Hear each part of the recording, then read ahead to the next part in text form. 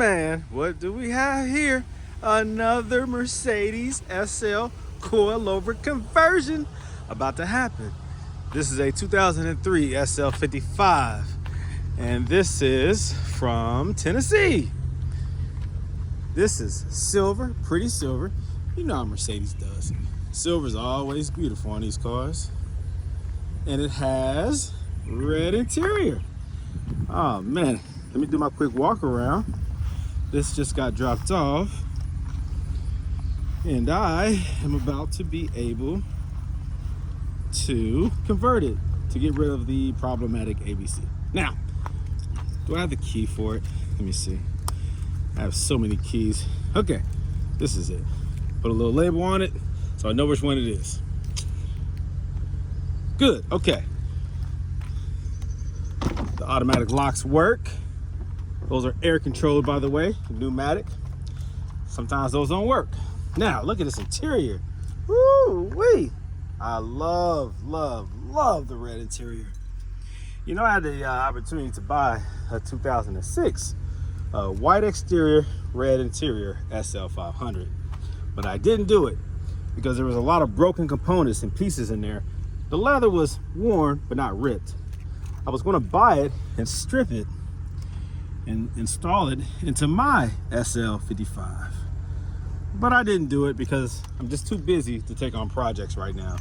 And that's a project. To strip the interior and put it into another SL, that's a lot of work. But there goes my personal 2003 SL55. So I'm a big fan of the AMGs. To me, this is the best motor Mercedes has ever built when it comes to the power to cost ratio, when it comes to reliability and potential. The M113K is the best AMG motor, period. I don't care about how much horsepower the new motors have. I don't care about how tech they are. I don't care anything about that. All I want is dependability and power. And that's what this provides. Now, focus. Okay, focus, my bad. ABC, active body control suspension. Drive carefully. Y'all know what that means. Yeah, you know what that means. It means your ABC suspension is compromised. It's failed. Why? We don't know. We don't care at this point because I'm removing this stuff and I'm installing a new coilover suspension. Adjustable coilover suspension. Not Strutmaster, that's not adjustable, but adjustable.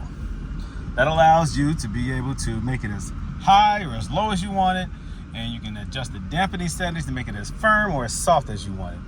Key factors to a coilover suspension on a Mercedes. Now right here is at the highest setting, which is good, so I will clear the driveway, the curb, without tearing up the front bumper. Also, when you guys bring your cars here from out of state, if you can activate it and raise it up high, that's even better, because it does have to get towed or loaded onto a flatbed. So make sure that you have it as high as high as possible if you can, if this still works. So I like that.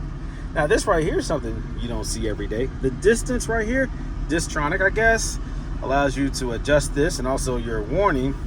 Okay, so yeah, how close you're getting to something. Not Distronic maybe, but the distance sensors, I guess, that allows you to adjust it, how close to the vehicle you are before you want it to activate or to alert you.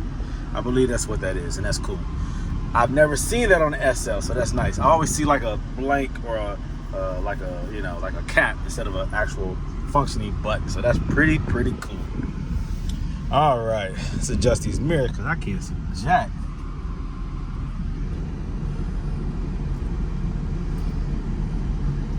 All right, a lot of these cars have that feature where they auto adjust when you throw it in reverse.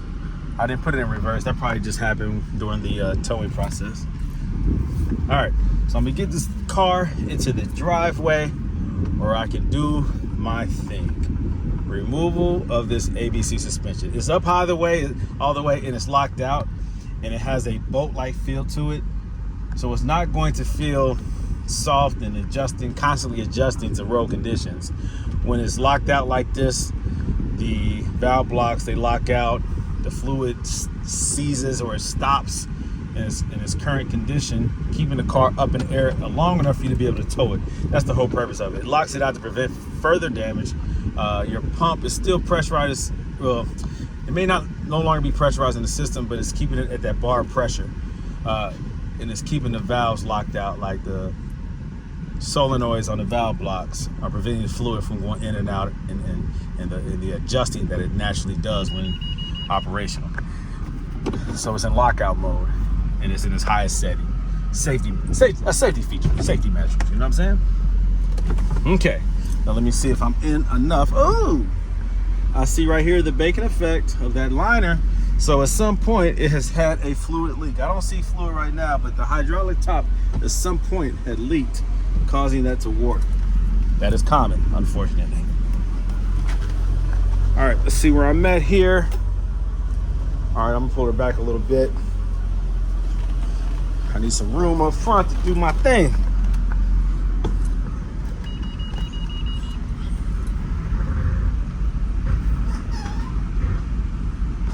All right. Let's see. That should be good. Yeah, that's good. You know what? Just be careful. Let me go up a little bit. Because I use jacks and jack stands, so the car does lift up in the air, and I will block the wheels or chock the wheels so that the car doesn't roll back. Now let's take a look at this beautiful engine, this M113K that I keep bragging about. Perfect.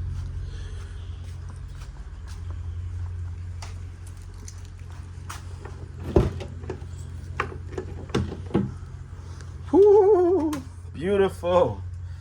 So beautiful. I love this engine. It's the best engine ever.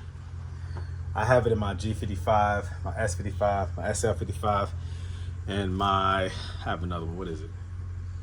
Oh yeah, CL55. I love this engine. I love it. It is freaking hot out here. It's gonna be 93 degrees here in Cincinnati, Ohio. I got my water, but this ain't gonna really help. I got a fan over there. That ain't gonna really help. It's just hot. It is what it is. I have more coilover conversions coming in over the next 30 days than I've ever had in such a concentrated time period. But it is what it is. Like, this is what it is. This is what business is. All right? You gotta do what you gotta do. All right? I guess my business strategies is working. People are bringing their cars to me.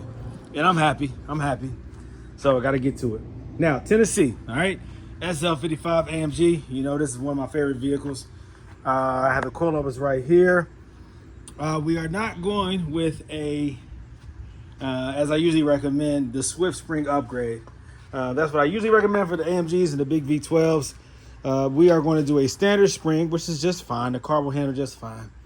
If you're not driving this thing like performance-wise, crazy aggressively on a racetrack, or even on the highway like you're on a racetrack or on the roads, then it's not necessary. But for the very best performance, the Swift Spring upgrade, it's a $400 upgraded spring. Gives you a little bit better handling, quicker rebound. It's a little bit more firm, but it's dialed in for heavy, aggressive driving characteristics. And so the standard default spring is just fine, so you don't have to go that route.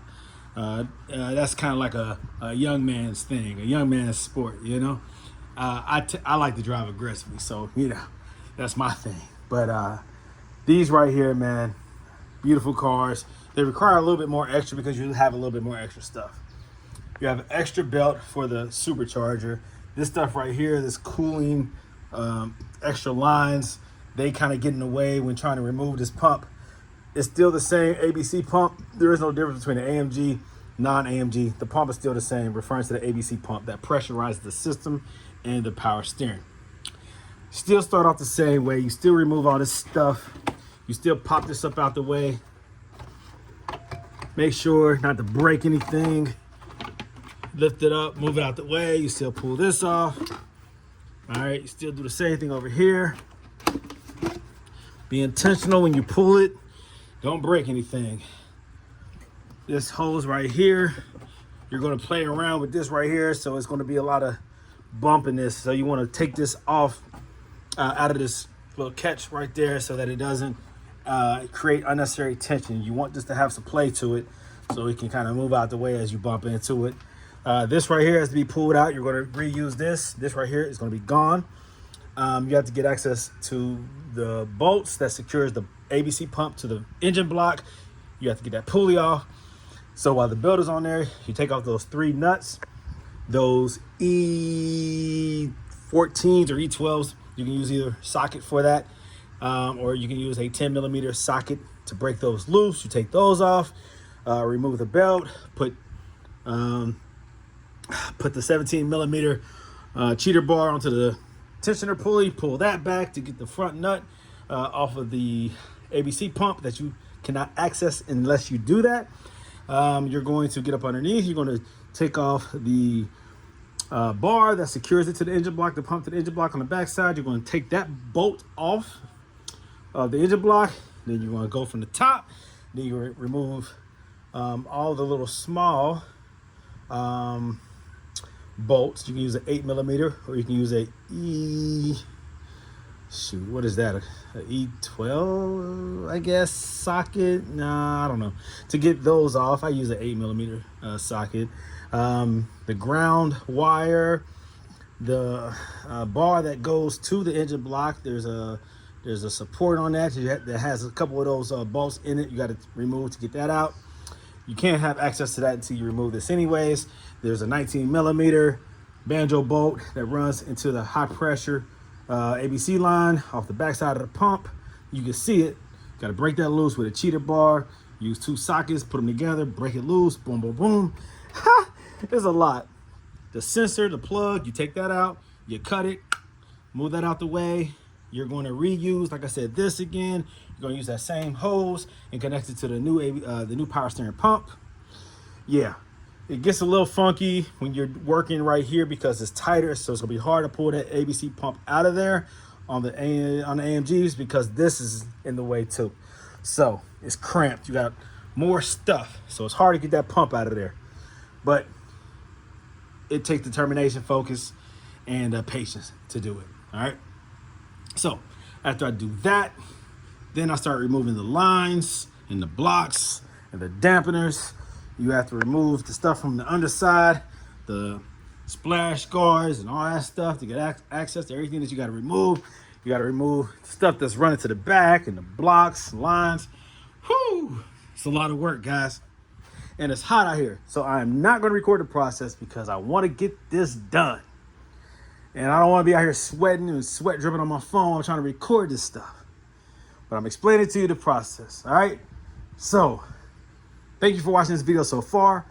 I'm going to pause right now, get this work done, and then I'll pick up, maybe show certain parts, all right? Or if I just pick up at the end of the conversion, just don't be mad at me, whatever. But I'm not going to show every detail on this video, all right? So far, thanks for watching, and just be patient. Here we go. While removing the ABC pump of a Mercedes, it doesn't matter if it's an SL, S-Class, or CL, people always run into the same problem. They see the obvious bolts and nuts that need to be removed. Even the difficult bracket in the rear, that's hard to remove. They see how to do that, right? This is connected to the engine block. You get that from up underneath. This stuff right here you get from the top. It takes multiple tools to be able to remove everything, but they always run into this problem. Zoom in right here for me. At the back of this pump, there is, you see that? There is a nut right there. It is a 13mm nut. That is secured to the stud on the back of the ABC pump. You have a small little area that allows you to get access to it, and you have to use a 13mm ratcheting wrench, right, in order to get that out. You stick your hand in there, you feel it, you catch it, you break it loose. That's how you get that nut, that rear nut, off of the back of this pump. After that, it's gravy. Gravy if you know how to remove everything else. But that nut right there is the one that gets a lot of people tripped up. Yes, there is a 19mm banjo nut that you have to remove off of the high pressure ABC line. There is 2 bolts in the front, 2 E14s that you have to remove. There is several smaller I use a 8mm nut to get these off. They might be a maybe a E8 maybe, or E10, but there are several obvious smaller bolts that have to be removed in order to get to this point, right? After you get that bracket out the way, that's the one that you have to get loose right there. I do that before I do the 2 front bolts because it's stable and it's in place. There's less tension on it. If you do the front bolts first, there's going to be tension on that nut, and it's going to be hard to thread that out. All right. Again, that 19mm banjo bolt that secures this high pressure line right here, that right there, you got to break that loose. I use an extension. I use a ratcheting socket for that one as well. And I use an extension on that. There's a way to do it, right? You have limited range of motion or space to do that.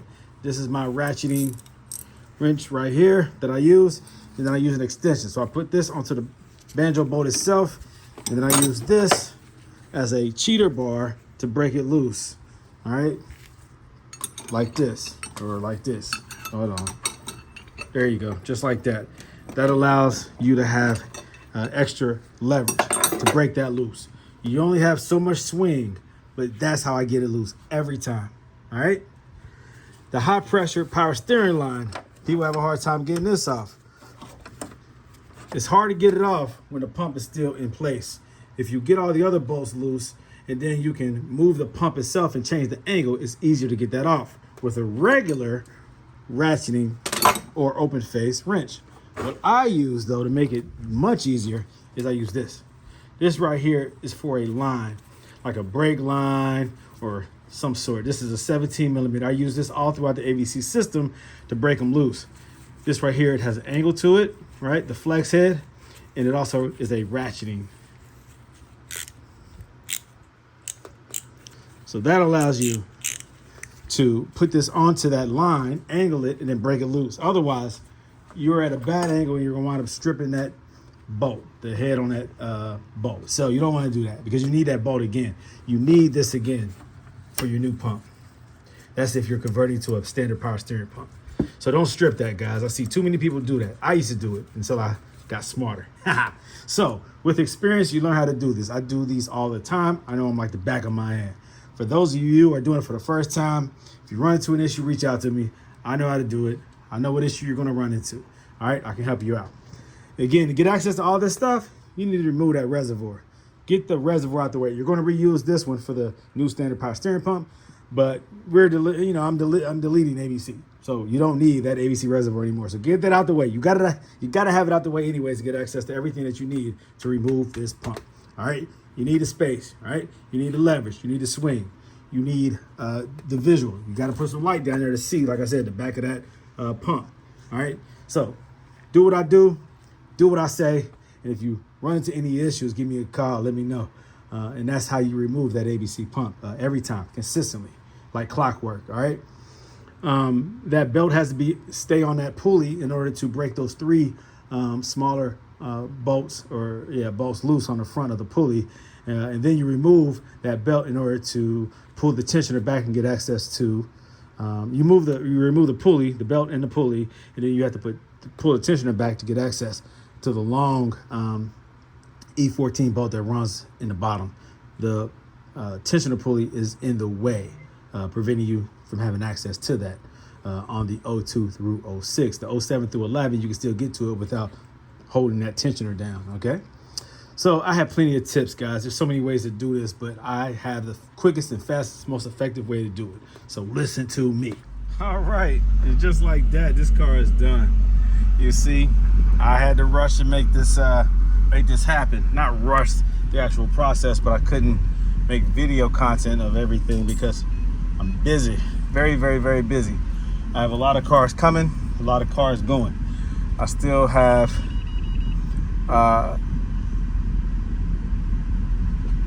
to make room for another car coming in from Louisville in 2 days.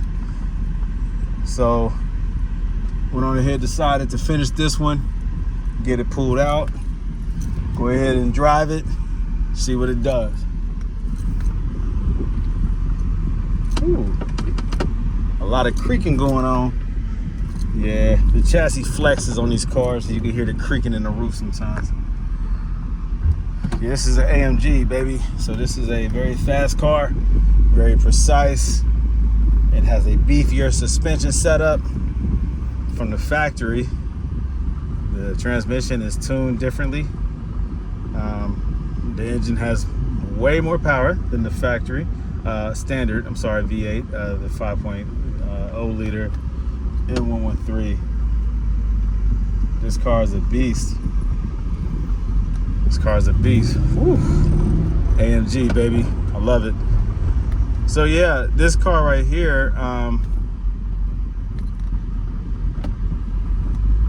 has been converted and is ready to get picked up. I'm going to drive it and make sure it's dialed in right, make sure it feels right, like I do with all my vehicles that I convert. The rear, I did the settings at 17. In the front, I did 21. I'm referring to the dampening settings on the coilovers, the top dial.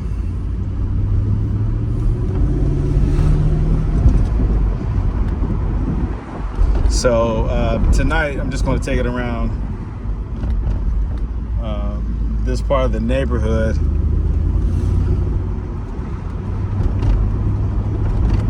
And then tomorrow, I'll take it on a more spirited drive.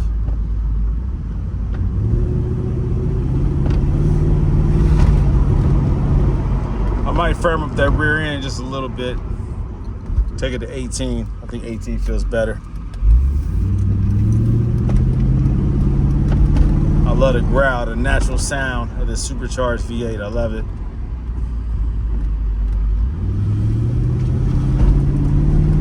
This is such an incredible car, man.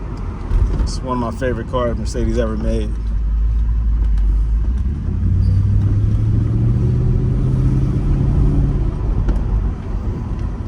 And when you do coilovers on it, now you can drive it. Now you don't have to worry about failure. I just spoke to somebody who I did a coilover conversion on, and he was just bragging about how confident he feels with the car now, taking it out of town.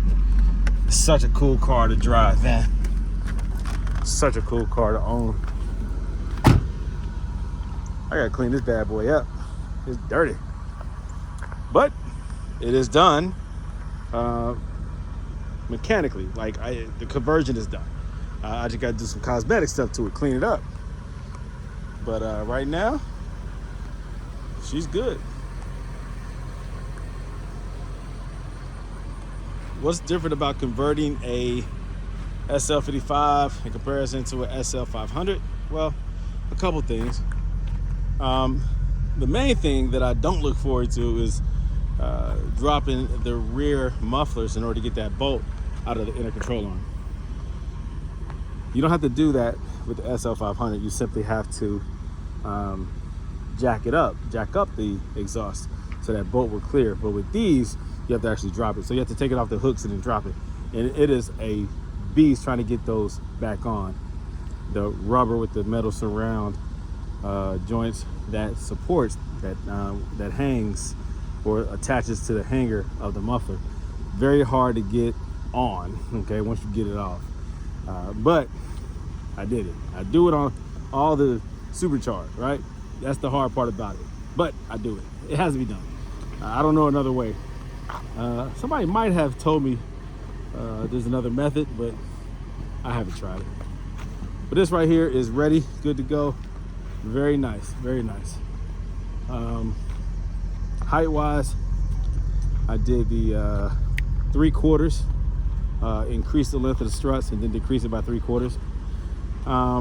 Something else that's a little different is because of the supercharger, you have 2 serpentine belts instead of 1. There's a little bit more stuff because you have coolers in the front, and you have some stuff there that makes it a little bit more tight to get that ABC pump out. But that comes with the conversion. You just got to do it. And then also, not only is the muffler, the piping for the muffler is bigger, and so you have to consider that. Also, the rear lower control arm is just beefier. It has a splash guard or protector, like a dust and rock and stuff protector that goes over the lower control arm. You have to remove that. This car, again, has like some Distronic type stuff on it. You can adjust, I guess, the distance between the cars in front of you, the stopping, I don't know, probably integrates with cruise control, all that stuff communicates with each other. So this car is pretty cool. It has some extra features that most of these cars don't have. This is a very nice car. You might be wondering what this is. More than likely that's for the car washes, because if you have one in the windshield, it can't read it. It has to have one externally somewhere for the little detector or scanner to pick it up. Because of the infrared stuff that's in these windshields, it doesn't pick up those car wash barcodes, scanner things, whatever. So yeah, this is a very cool car, man. So I'm gonna go ahead and clean it up, get it right for the customer, and I know that he'll be happy. So I'll pick back up tomorrow when I test drive it on a more spirited drive.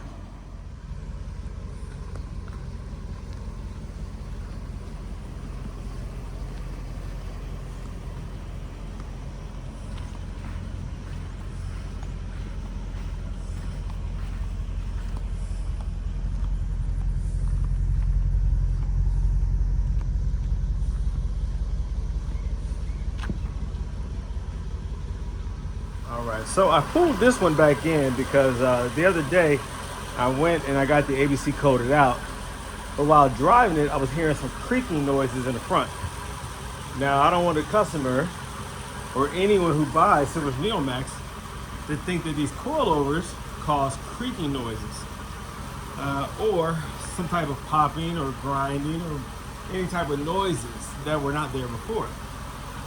So what I did is I wanted to go into it. It was on the driver's side for sure in the front, and I wanted to see what the noise was coming from. So in my inspection, I of course went over my work that I did, which is the tightening or the installation of the ABC, or removal of the ABC and the installation of the coilovers, the Silver's Neomax, right? So you see those are installed. So I went over my bolts and also the preload spring and lower locking collar and the locking collar up top for the preload, and I want to make sure everything was tight off. So of course the bolt on the bottom. But while manipulating the bolt on the bottom, making sure it's tight, I noticed that there's some excessive movement that is not normal. If you zoom in, if you look at, let me see if I can get it. All right, let me see if I can put some light on what I'm talking about. The inner control arm right there. It's hard to see it, but there it is. That right there, there's flex. When I tighten this bolt, it flexes right there more than it should. Let's see if I can zoom back in on it. Watch this.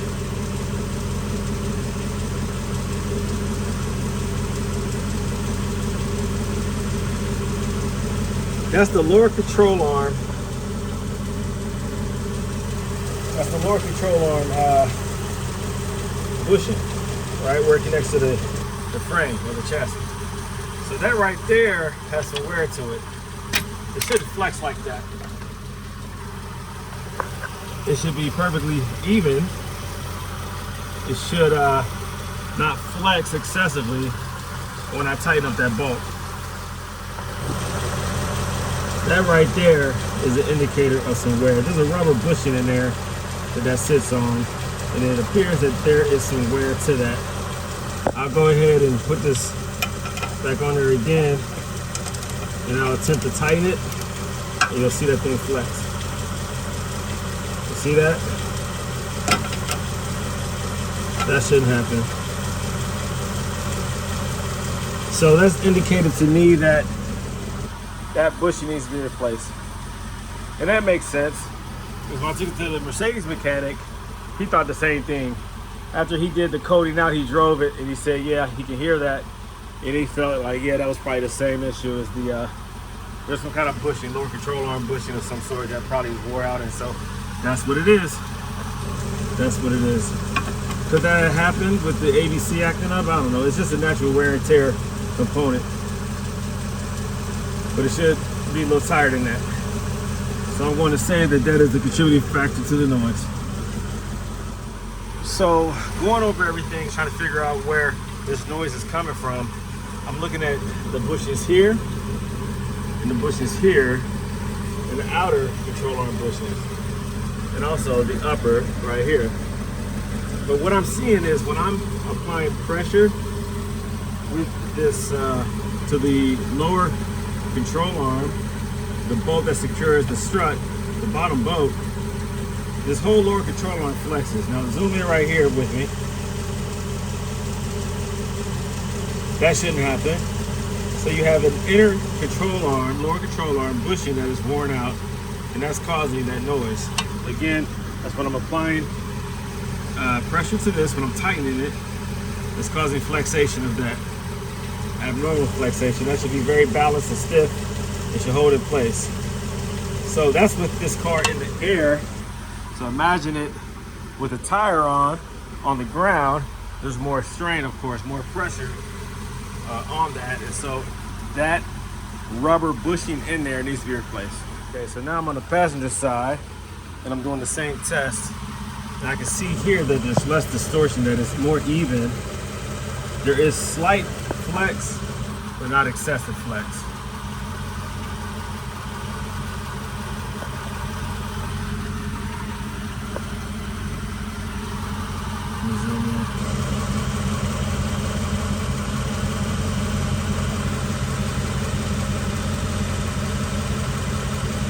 Slight flex, but it's tight. See, there's not a lot of flexation right there. Slight flex, but not much.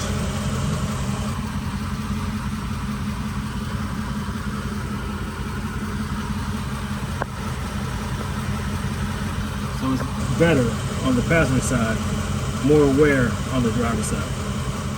So it feels like it's in the floor, the creaking. You can hear it. And you feel it in the floor. So that makes sense that the lower control arm, inner control arm bushing is worn, because going coilovers, there's a little bit less flex and less give. It's a little bit more stiff. So it's going to exaggerate anything that was already there. I've never heard that in any of my coilover conversions. Anytime I've ever heard any kind of noise, it's always been some types of bearings or bushings, or not bearings, but bushings or something like that that was worn. Some other suspension component that needed attention anyways. And sometimes ABC can hide that, or sometimes these cars are coming and they've been compromised already. They've been sitting low or locked out, very bumpy, very stiff. And that causes wear also. If you're driving around for a while like that, with the ABC compromise, that can cause some wear. So I feel it in my foot. You can feel it in kind of like the frame. It's different than a spring binding, so it's not that. Yep. And it's consistent on the driver's side. So steering and everything is good, but you do have that sound. Not, it's only at 61,000 miles. This is a low mileage SL55. It is built more heavy duty regarding the suspension components. So you do have to stay on top of the suspension components. A little bit more with the AMGs because they are designed, everything is tight and designed for higher performance, in handling. So things of that nature, it happens. It just is what it is. So sometimes this can bring attention, the coilover conversion can bring attention to what you already had going on, and now it's no longer hidden, or the car is now being driven and the issue is being exposed. So that right there needs attention. But yeah, the ABC code has been removed. So that startup, I'll show you. Let me see here. Let me see the push button starts. Okay, it's not recognizing the key. Chip card not recognized. All right. So no ABC light. It's been coded out. Everything works as it should. The coilover conversion is done. I'll send him some short little videos I made of that actual lower control arm bushing and indicating the wear, showing the wear, and how crooked it is in the flexation of it, indicating that it's worn out. But besides that, the coilover conversion is done. So I'm just waiting for it to get picked up at this point.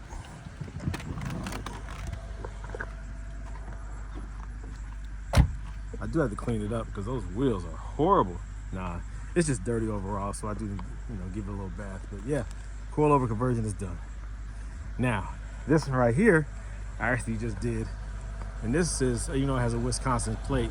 It's actually from Tennessee. So This coilover conversion is done. I have to go through it and drive it and make sure that it handles right and that it's ready to be returned back to the customer. All right, so this SL55 is actually going to get picked up tomorrow.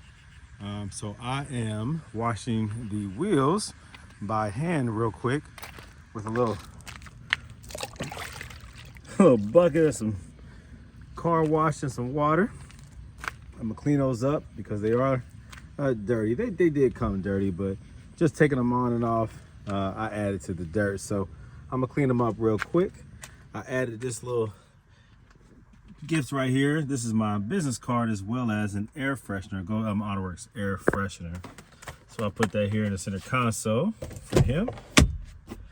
And his car will be ready to go. Back to Nashville, Tennessee.